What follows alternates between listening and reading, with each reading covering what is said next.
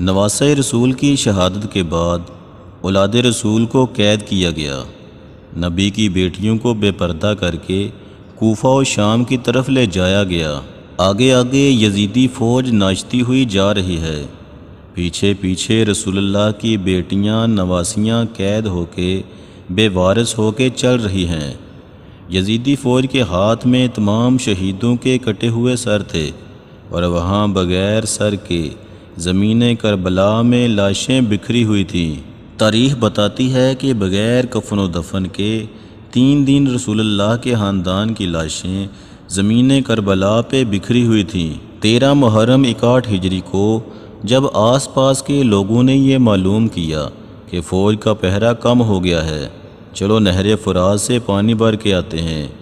بنی اسد کی کچھ عورتیں جب نہر فرات سے پانی بھرنے لگیں تو دیکھا کربلا کی سرزمین پہ لاشیں بکھری ہوئی تھیں، کہیں کسی کا بازو کہیں کسی کا جسم۔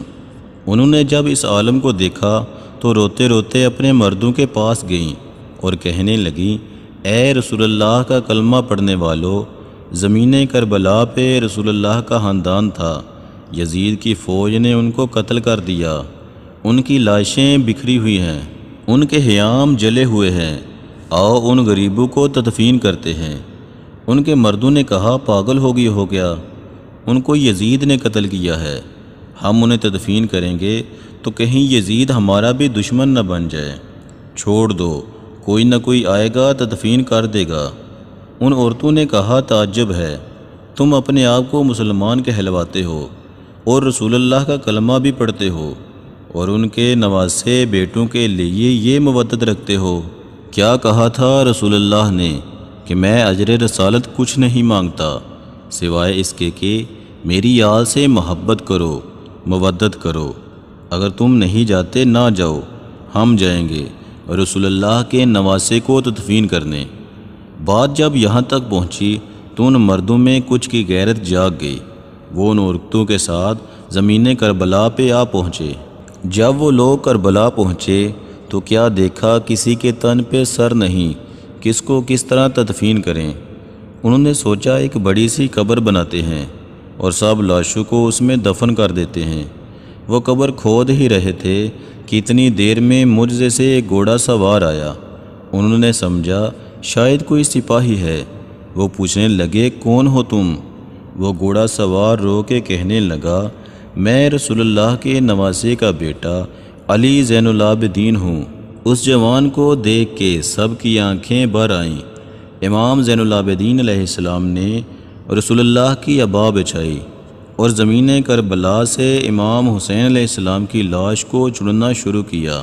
کہیں سے امام حسین علیہ السلام کی انگلی ملتی ہے، کہیں سے امام کی لاش کا کوئی حصہ ملتا ہے۔ امام علی زین العابدین علیہ السلام نے امام حسین علیہ السلام کی لاش کو رسول اللہ کی عبا میں جمع کیا اور ایک جگہ زمین کو تھوڑا سا کھودا اور وہاں پہلے سے ہی قبر بنی ہوئی تھی۔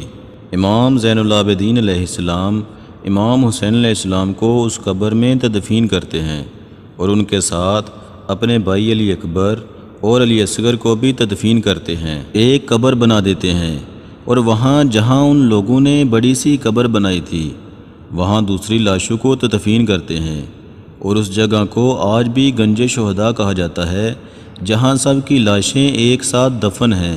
جب لاشیں تدفین ہو چکیں تو کسی نے کہا، ایک لاش رہ گئی ہے، یہ دیکھو ایک بوڑھا صحابی ہے، ان کو ہم نے تدفین نہیں کیا۔ امام سجاد علیہ السلام رو کے فرمانے لگے، یہ حبیب ابن مظاہر ہیں، اللہ یہ چاہتا ہے کہ اس کی لاش کو ایسی جگہ دفن کیا جائے جہاں جب بھی کوئی امام حسین علیہ السلام کے پاس آئے تو ان کو سلام کر کے آئے۔ پھر آپ نے جناب حبیب کو بھی تدفین کیا۔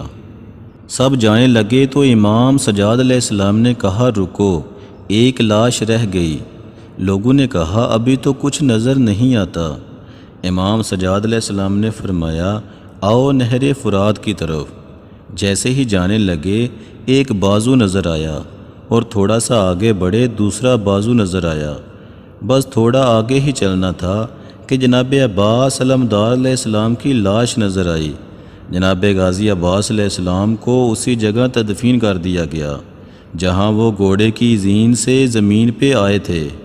آج بھی قبر امام حسین علیہ السلام اور قبر عباس علمدار علیہ السلام ایک دوسرے کے آمنے سامنے ہیں۔ سلام ہو رسول اللہ کے خاندان پر، سلام ہو رسول اللہ کے فرزند پر، سلام ہو ان غریبوں پر جن کی لاشیں 3 دن تک بے گور و کفن کربلا کی زمین پر پڑی رہیں۔